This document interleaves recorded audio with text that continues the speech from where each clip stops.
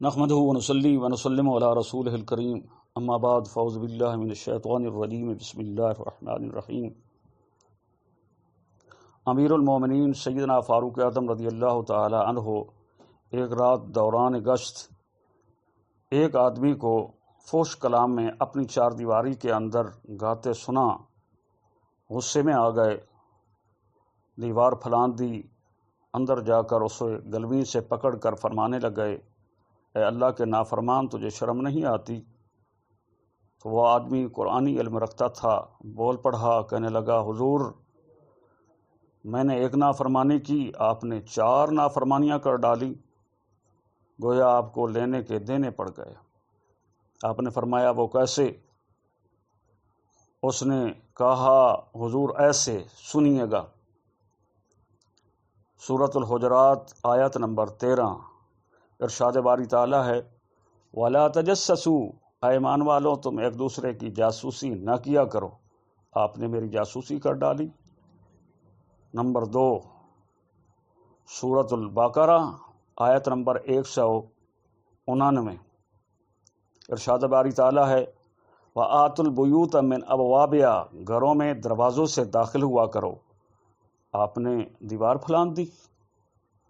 Number 3، سورۃ النور آیت نمبر 127، ارشاد باری تعالیٰ ہے، یا ایھا الذین آمنوا لا تدخلوا بیوتا غیر بیوتکم حتی تستأنسوا، اے ایمان والو جب تم کسی گھر میں داخل ہونا چاہو تو پہلے اجازت طلب کیا کرو۔ آپ نے کوئی اجازت نہ مانگی۔ نمبر 4،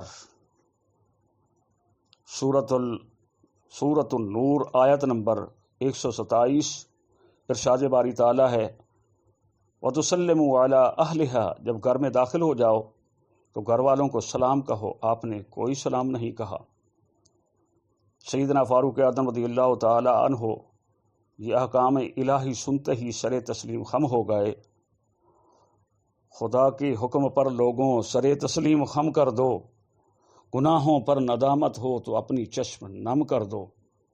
فاروق اعظم فرماتے ہیں کہ اگر تمہیں کوئی قرآن سے دلیل پیش کر دے تو اس کے سامنے سر تسلیم خم ہو جایا کرو، ورنہ اسلام سے خارج ہو جاؤ گے۔